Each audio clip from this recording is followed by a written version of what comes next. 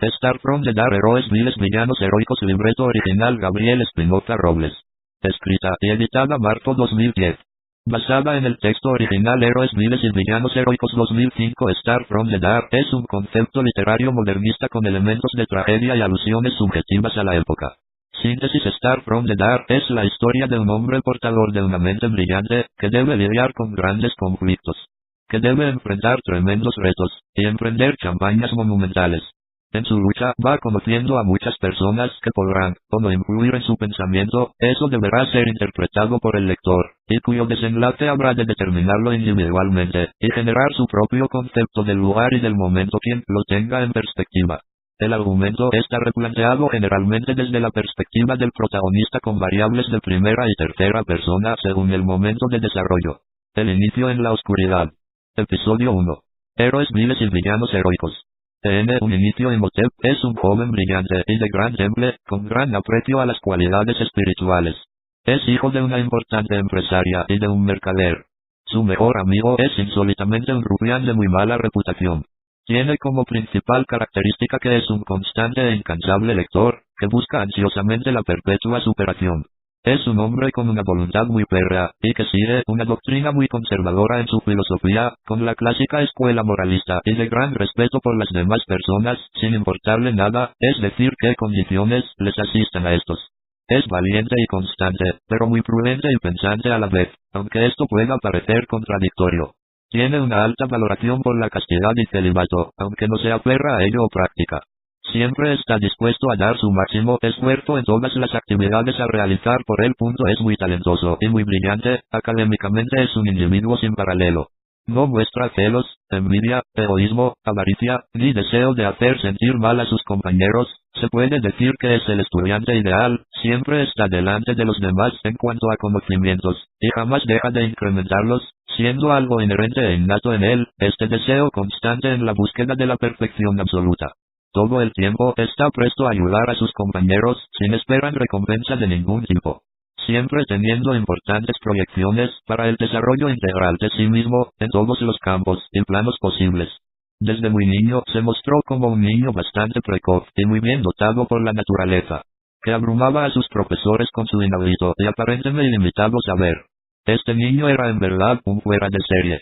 Se muestra por lo general muy sólido anímicamente y jamás descansa para determinar los hechos y razones de la existencia, teniendo una mente ampliamente científica y analítica con un gran soporte de vastos conocimientos científicos y tecnológicos, así como de importantísimas referencias históricas, siendo un genio global consolidado. Episodio 2. Fulgor. Imhotep inicia su primer día de asistencia al instituto y no tarda en convertirse en el mejor estudiante. Al pasar los días, este logra consolidarse e imponer sus criterios con solidez, asombrando a todo el mundo por su mente prodigiosa. Sin embargo, este considera que el instituto no representa un reto serio para su desarrollo, y decide abandonar el instituto. Para sorpresa y pesar de todos, ya que se lamenta la pérdida del mayor exponente académico de la historia del instituto. Los maestros se encuentran desconcertados ante esta irremediable pérdida, ya que jamás contaran un ser así de excepcional. Como es característico, la determinación de Imhotep es indeclinable. De todos recibió súplicas de todos los sectores para que no abandone el gran baluarte del instituto, que gracias a las acciones de Imhotep había ganado un alto prestigio, y que ahora con su ausencia caerá irremediablemente, ya que este era el alma e inspiración de todo este centro académico. Luego de su partida, Imhotep se centró en buscar nuevos desafíos en tierras lejanas. Viajará así a la tierra de su padre para intentar un replanteo en su mecánica filosófica junto a su padre, un mercader. Este le hizo saber que de nada le iban a servir sus capacidades académicas, y que se preparara para la verdadera guerra del mundo. Esto representaba una advertencia a un supuesto choque con la realidad del mundo crudo en todas sus expresiones. Generalmente para un hombre de escuela académica esto representaría un gran cambio ante el choque de mundos y su planteamiento al nuevo gran desafío. Sin embargo, a Imhotep esto le pasaría desapercibido, denotándolo con la indiferencia más fría en el enfrentamiento rostro a rostro con su padre, con quien siempre sostuvo grandes diferencias. La inesperada respuesta de Imhotep generó una reacción de asombro a su padre a la forma como fue recibido y devuelto el mensaje. Poco después, su padre le confiesa una dura verdad que cambiará para siempre la manera de ver y encarar la vida, y que replanteará su papel en el mundo. Le informa que su madre es una mujer cruel y sin escrúpulos, capaz de hacer cualquier cosa con afán de obtener lo que desea, y que desciende de una familia con un pasado muy oscuro y maligno, y que incluso él fue parte principal de una gran maldad que tiene orígenes ancestrales. Y le advierte que él nunca podrá escapar de su verdadera naturaleza, ya que es su destino ineludible y que lo lleva muy en su sangre. Y que tarde o temprano este se impondrá, sin importar cuánto lo intente nunca podrá escapar. Imhotep a partir de ahora buscará incansablemente revertir esta situación para limpiar su nombre de la desgracia de la mefistofélica fama de su familia y buscará a toda costa reivindicar a su genealogía y escribir una nueva historia de honor y gloria para sí mismo.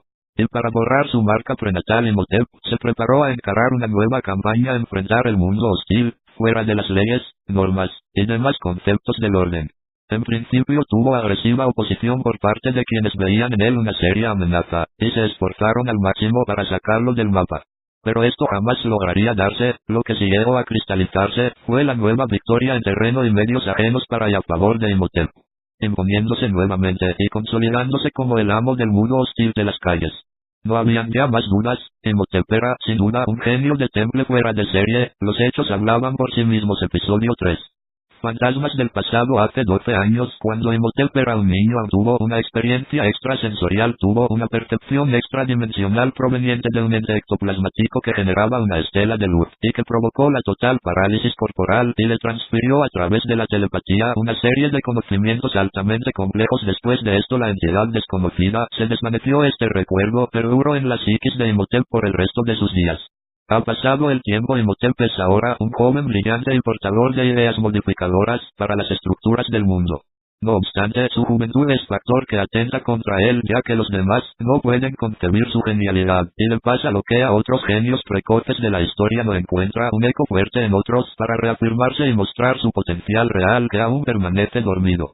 Un adagio muy viejo de su pueblo cuenta que no hay peor frustración para un artista que no exista alguien que pueda ver su obra.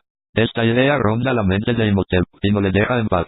Por otra parte, su amigo es como el hermano que nunca tuvo. A él no le importa nada más que disfrutar de los placeres mundanos bohemiamente. Un buen día Damián se encontraba con su grupo de rufianes, causando daños a los demás, atormentándoles. Limosneros, ancianos, y demás desvalidos eran las víctimas de sus acciones, que iban seguidos de actos de vandalismo puro. Esa era la rutina. Damián era compañero de Imhotep durante la escuela, cuando vio que una bonita niña tenía interés por el brillante alumno de la clase, y Damián, muy niño, le jugó una broma a ambos después de un momento embarazoso para Imhotep. Luego de que Damián escribiera con un marcador permanente Imhotep ama a Laura. Después de esta anécdota infantil, nació una gran amistad entre los dos niños. Damián en aquellos días estaba lejos de la senda delictiva en la que caería lamentablemente después, y en la que se hundiría sin remedio. A pesar de las opuestas circunstancias de los diferentes mundos de Imhotep y Damián, su amistad nunca se debilitó. Cuando Imhotep se sentía solo en su lucha, siempre tenía el amigo leal que nunca le fallaba, y que Imhotep atesoraba. Damián nunca instaba a su amigo a seguir alguna de sus prácticas degradadas: alcohol, tabaco, estupefacientes, promiscuidad, hurto, robo, agresiones físicas a los otros, y demás manifestaciones de violencia. Existía un mutuo respeto en esta pareja dispareja. Episodio 4. Un nuevo desafío.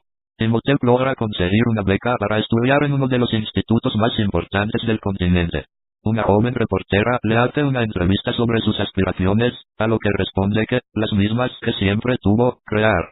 Al integrarse a los estudios, inicia una escalada de triunfos y logros individuales, y es considerado el baluarte de mayor valía dentro del instituto, y es elegido para representar a su institución en torneos de carácter académico en donde todas ellas salen victorioso, y se le otorgan diversos galardones a sus méritos. Poco después es elegido para dirigir congresos e impartir conferencias internacionales. En poco tiempo ganaría renombre internacional.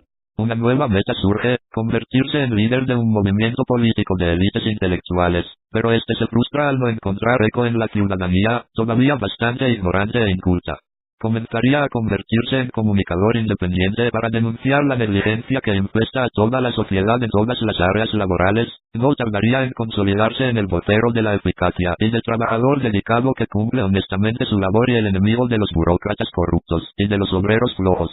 Esto lo llevaría a mantener enfrentamientos muy asiduos con los grupos contrarios a él en su política. La constancia, la eficacia, dedicación e integridad eran la prioridad. Su ideal era el de generar una sociedad culta y disciplinada a través de los medios independientes. Tras su estéril esfuerzo por dar un orden desde la política ahora en el mundo del cuarto poder, podía ver reflejado este ideal. No obstante, un contraste surgió en sus impetuosas aspiraciones, la aparición de un nuevo concepto televisivo que llamaría la atención de todos, que había llegado para quedarse los reality. Esta calamidad para sus fines, alteraría decisivamente sus planes. A la gente promedio, gustaba de esta submanifestación televisiva que en realidad era un fenómeno mediático que surgió casi de la nada, pero que ahora había tomado audiencia a niveles altos. El principal problema era que ya a la gente no le interesaban las denuncias acerca del mal funcionamiento de las estructuras de la sociedad, sino más bien experimentaban el éxtasis de una subcultura que crecía desmesuradamente, en la aún más inculta sociedad que se sumiría cada vez más en lo burdo, que era cotidiano en la televisión del presente, donde no se basaban en parámetros morales y se pasaba por alto estipulaciones éticas que antes eran básicas de los medios. Imhotep realizó impulsivos esfuerzos para denunciar ante los tribunales pertinentes, para que crearan un órgano regulador que rigiera y moderara los contenidos de los programas que emitían este formato de venta televisiva de material escasamente valorable, por no decirlo menos. La batalla había comenzado.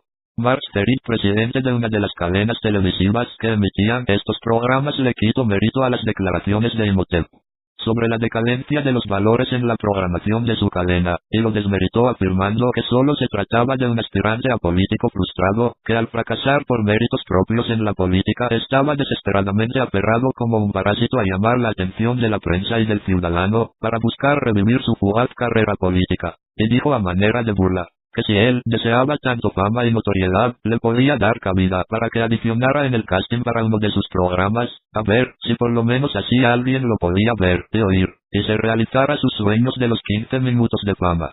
Lo cierto era que a la gente común lo que le interesaba era ver el escándalo, los dimes y diretes, pleitos, insultos, conspiraciones y demás afinidades comunes en la chusma.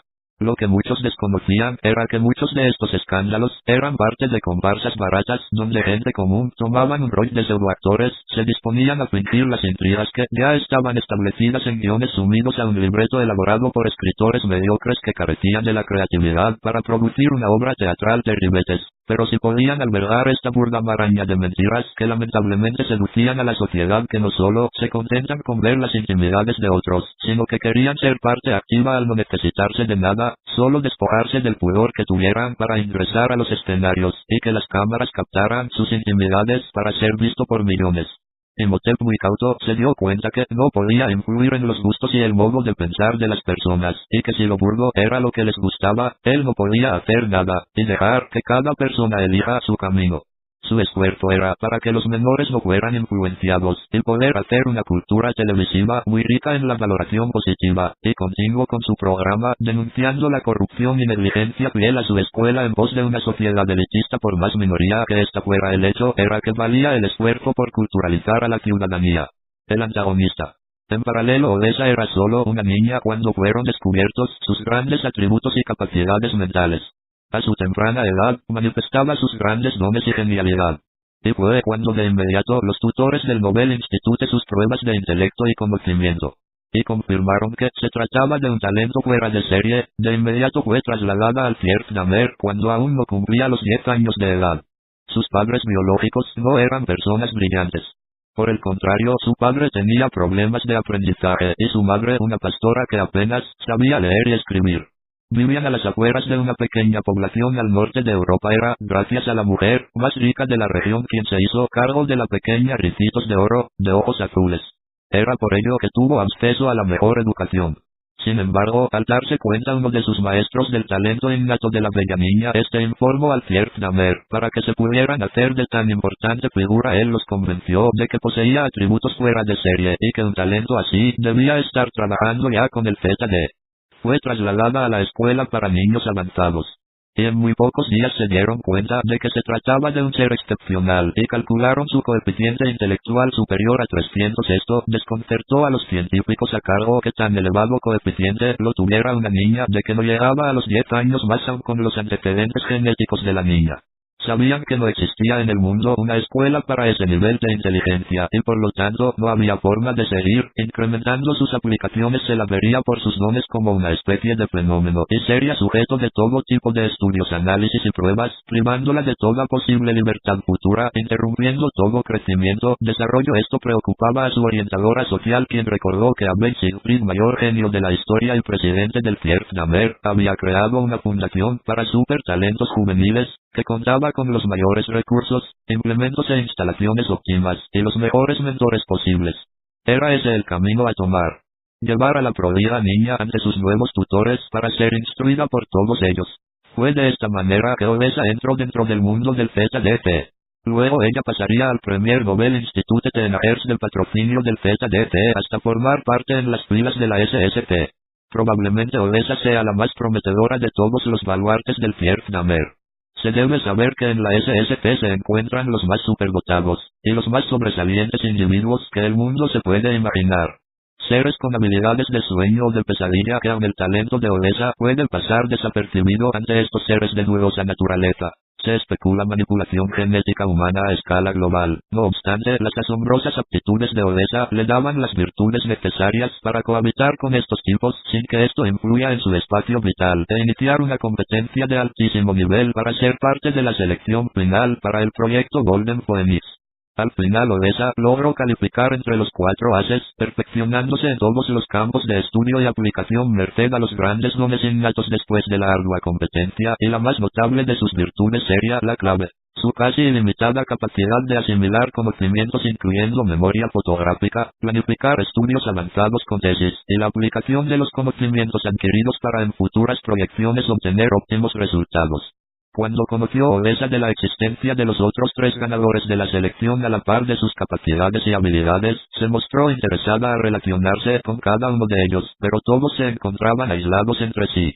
Al serle imposible a Odessa esta iniciativa, buscó seguir de cerca la trayectoria, los pasos eventuales, y los cambios que generaba su paso, así como los avances que conseguían de estos individuos que ven el futuro podrían representar una seria figura amenazadora y a consecuencia un rival antagónico, como también convertirse en un interesante aliado y coideario en la consecución de los objetivos afines, sean personales como de índole corporativa. En cualquier caso, este tendría una decisiva participación en el desarrollo final. Una importante característica de Odessa es su capacidad de adaptación, así como sus trabajos serios y estructurados, una madurez que va ligada a una seguridad de carácter, de una disciplina férrea, caracteres de triunfo, una constancia vigorosa, prolijidad impecable, organización sistematizada, y la aplicación de sus conocimientos son virtudes que aseguran un futuro victorioso. Que además de ser una mente genial de naturaleza innata, posee atributos no vistos en otras mentes brillantes que la convierten en una carta de victoria para el ZDT. A partir de la gran misión que le asignara el ZDT en las tierras del Nuevo Mundo, Odessa adquirió una experiencia muy importante que le será tremendamente útil en su camino hacia las ambiciones siegfriedas. Una historia llena de rivalidades y competencias a alto nivel que le ayudará a superarse ampliamente. Si existe un antagonista para Odessa, este no puede ser otro que Nemesis, la hija de uno de los más altos generales de la directiva del Consejo Militar del ZDT, y orgullo de este. Es una mujer muy joven y de notable belleza física y fortalezas de carácter mental, emocional e intelectual. Su genialidad mental es por mucho de lo más prominente del ZDT. Sus caracteres humanos son bastante claros, una acusada ausencia de valores espirituales, de sensibilidad y afecto, su intolerancia ante las fallas humanas, su doctrina de índole clasista elitista, su eterno desprecio por la gente carente de cultura, inteligencia o pobres, sin una buena posición social, así como su irrespeto por la vida humana, y su indiferencia ante el dolor humano, son algunas de sus características más resaltables de su personalidad. Cruel y déspota, inmisericordia e implacable, recordase mucho a la mítica deidad griega de la venganza, de la cual lleva su nombre. Ha dividido al género humano en deidades supremas y en mortales descartables. Su naturaleza fría y en extremo calculadora, la convierte en una virtual máquina impasible, que propician sus mayores atributos en las ciencias teóricas. Física cuántica, química inorgánica y las matemáticas son sus mayores referencias, que aunque domina a la perfección cualquier campo de estudio y de aplicación que se le asigne sin la más mínima complicación, Podría decirse que domina cual sea su misión a cargo en tiempo récord, y sin mayor esfuerzo y empleo de recursos sin contratiempos ni imprevistos, no existen en ella ni los lamentos ni las excusas, su eficacia es total, el mínimo riesgo, no existe su margen de error en el 0%, nada puede salir errado. No debe haber defectos en sus efectos, frívola en su personalidad, pero electrizante en su accionar, la pasión que desborda en su ambiciosa mentalidad reemplaza a la sensibilidad innata en todo ser humano, jamás se detendrá en su visión concebida como una herramienta o arma para construir o para destruir en servicio del ZDT, lista para ser utilizada. El para orgullo de su cruel déspota, mentalizado y sedicioso padre, un ser destinado a degradarse en el fango infernal eterno, que siempre está al acecho y con la constante expectativa de hallar la coyuntura y el momento preciso para relevar de su cargo a Ben Siegfried, tomar la posta y el ansiado trono y liderazgo del ZDT. Nemesis es una figura sobresaliente dadas sus notables atributos. Sin embargo, una figura tan sobresaliente tiene su mayor déficit en lo que ella, siempre considero la causa de su grandeza, podrían orientarla por un camino que ella nunca imaginó transitar. Naciese bajo la misma estela cósmica baja la que nacieran importantes figuras de la historia humana. Nativa de Capricornio con la influencia vital de Marte, se muestra como una combinación de virtudes predestinadas, grandes conquistas y victorias muy significativas. Pero también tiene el riesgo de un trágico desenlace. El saber es el poder, y la grandeza del espíritu reside en el amplio conocimiento, en la búsqueda de convertirse en la persona que supla en su momento la eventual ausencia del mítico Abel Siegfried. La obsesión desmedida de Nemesis con el poder que significaría tomar el mando de la máxima entidad corporativa de la historia mundial y por lo tanto convertirse en la primera mujer en tomar el poder total, algo ya ideado y concebido 2 milenios atrás por la reina de Egipto de célebre nombre Cleopatra, quien con atributos muy claros trató de manipular al imperio más importante de la antigüedad. Cleopatra, una mujer muy culta y con amplios conocimientos científicos y artista consagrada, además orgullosa dueña de una belleza física legendaria. Solo que en esta ocasión serían más las capacidades intelectuales que las variables de seducción, las armas a emplear para conseguir tal objetivo.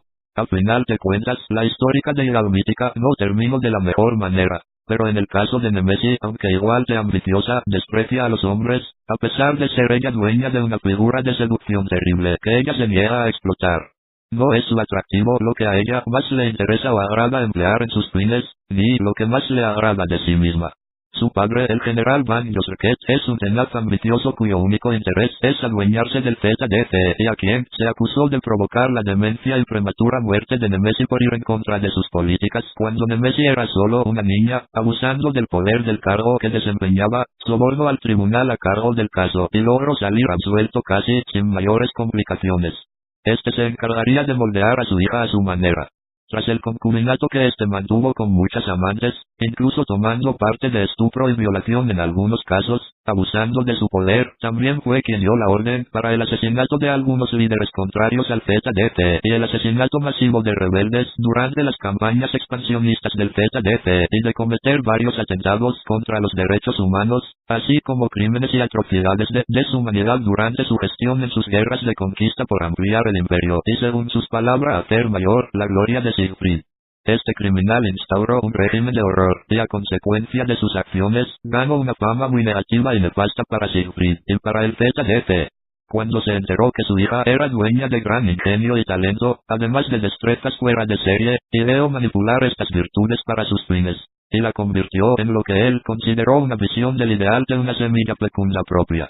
Al crecer Nemesis se pudo comprobar el dicho que de tal padre tal hija. Nemesis adoptó todas las políticas de su padre. Ella no dudaría en eliminar ni a su padre cuando éste llegase a representar un obstáculo para sus propios fines e intereses. Es solamente cuestión de esperar el tiempo apropiado para cumplir con sus objetivos. Entre tanto, en la espera se encargará de exterminar y eliminar indicios y elementos de oposición. Para destruir a sus adversarios, cuenta con un complejo y completo arsenal de capacidades y destrezas eficaces para lograr cualquiera sea su fin y la aplicación que ésta quiera darle. En el futuro, el ZDT le asignará una misión cuyos resultados serán fundamentales para probar la gran valía de Nemesis en las aspiraciones futuras de la entidad, y a partir de ellas, se podrían tener perspectivas en futuros proyectos del ZDT en América. La decisiva participación de Nemesis se hará más evidente, y sus progresos atenuarán una no muy auspiciosa incursión de ingrato recuerdo y amarga experiencia. La genialidad es la característica común de los cuatro ases de la baraja ganadora en la mano del ZDT, pero es en Cloud en quien esta toma una peculiar diferencia. Se aprecia una virtud especial debido a su carácter de caudillo militar, su rectitud en su comportamiento, seriedad, seguridad, voz de mando y don de estratega militar. Es tan claro que se trata de un individuo tan prolijo de intelecto como Odessa o Nemesis, pero difiere radicalmente en sus formas de criterio en la aplicación de sus proyectos. En su accionar de comportamiento se ve como un hombre de índole belicoso muy encaminado a las contiendas y campañas de conquistas. Tiene su origen, su vocación en su infancia. Siempre se conoció que era un hombre de carácter firme adiestrado a la formación militar, pero aún así un ser sobredimensional en cuanto a su inteligencia, pero quienes estaban a cargo de su custodia decidieron iniciarlo en el mundo de la milicia para aprovechar sus terribles atributos en los campos de la guerra. Se creyó que era el camino que debía seguir este niño huérfano de increíbles cualidades. Se puede decir que se frustró a un potencial genio científico a gran escala, para convertirlo en un ente militar dispuesto a expandir la grandeza de su patria por circunstancias ligadas al ZDT.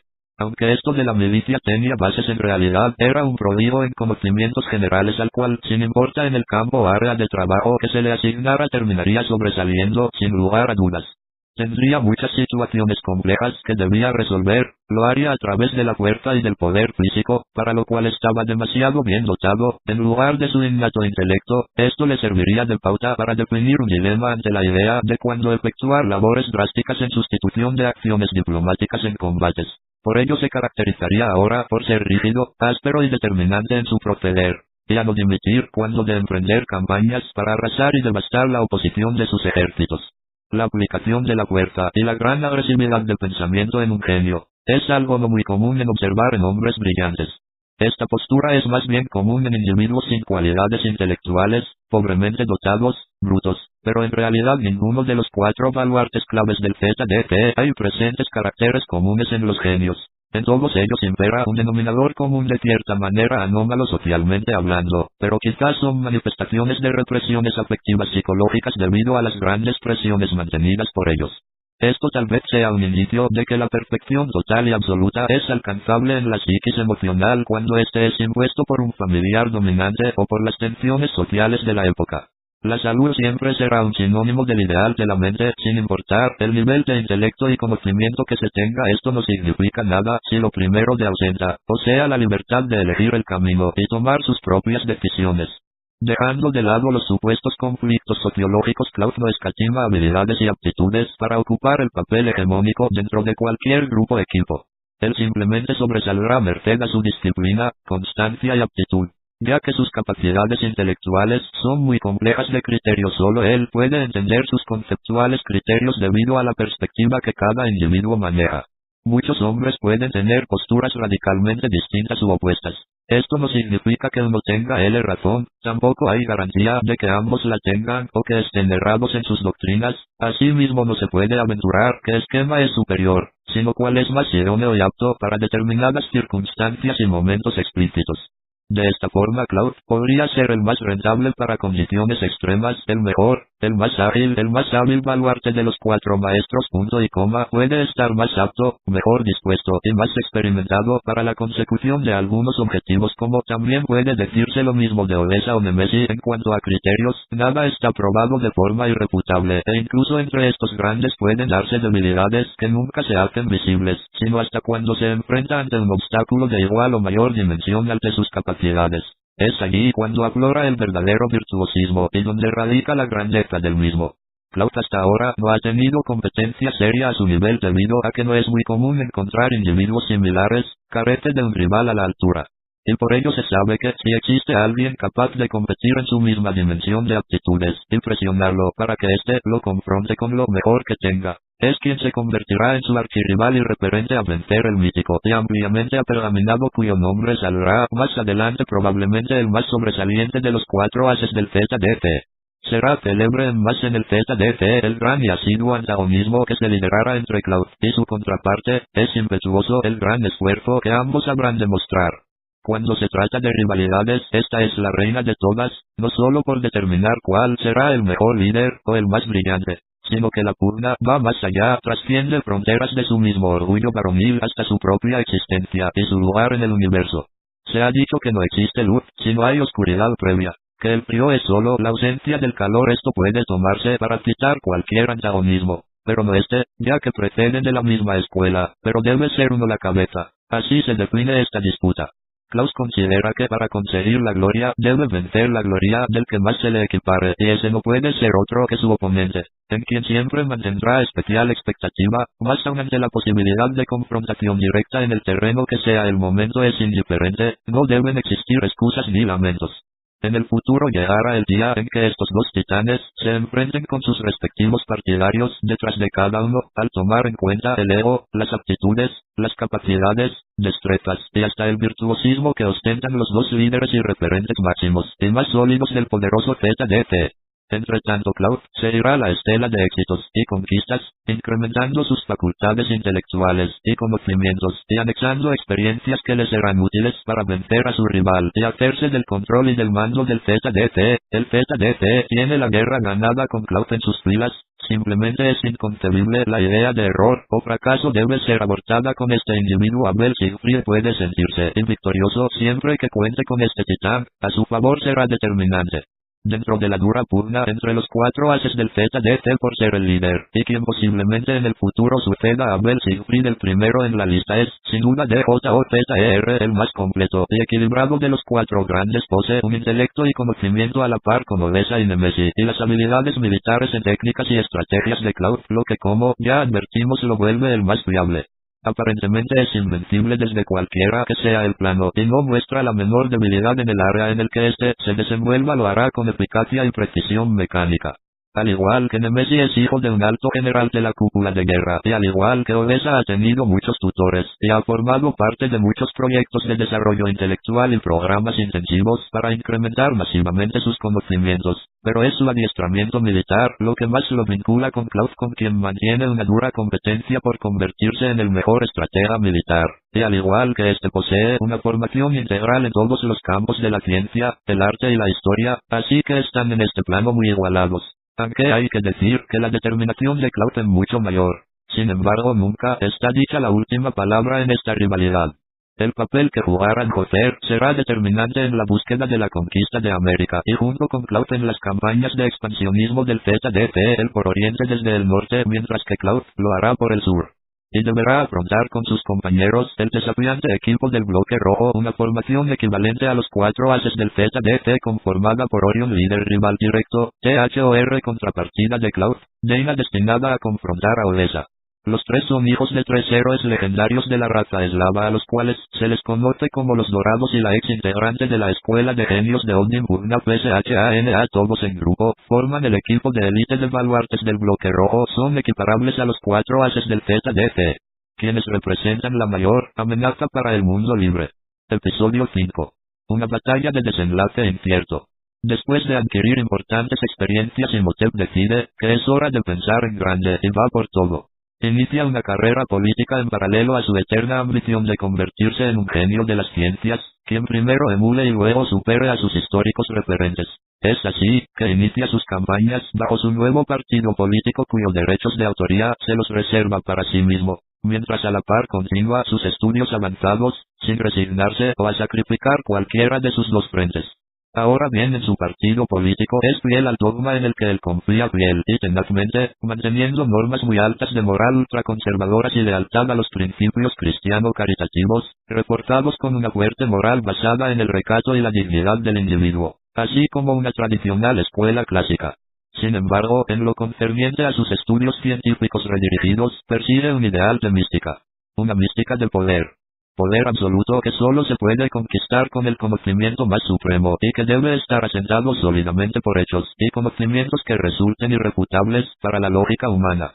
Ahora, esta ambición de mística científica contrasta radicalmente con su dogma político, pero es porque Imhotep persigue la dualidad global del ser humano, los polos opuestos del ser humano, porque Imhotep no busca ser mejor que el resto de los seres humanos. Imhotep busca y persigue la perfección total, absoluta e inexpugnable en todos los planos y conceptos de la realidad, fijándose él mismo los parámetros a seguir para la consecución de su objetivo capital.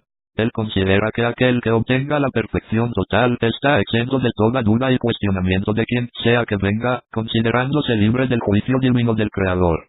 Él está consciente del dantesco riesgo al que se expone, pero él piensa que ha sido creado y enviado para cumplir una misión encaminada en probar al género humano. Y él es el representante de esta jugada y toma todos los riesgos con sus respectivas repercusiones hasta las últimas consecuencias e instancias. En su vida personal, está obligado a tomar cambios leves en su accionar cotidiano. Comenzará con su clásica estampa ultraconservadora y así cosechará grandes triunfos sobre sus oponentes, y grandes logros personales, altamente satisfactorios, y decisivos para sus objetivos de alcanzar la victoria total para sí mismo, en lo que él considera su rol con respecto al cosmos. Se mantendrá así, siempre triunfal, por encima de todo y de todos, sin distinción de ningún tipo, y llevará esta política hasta el fin.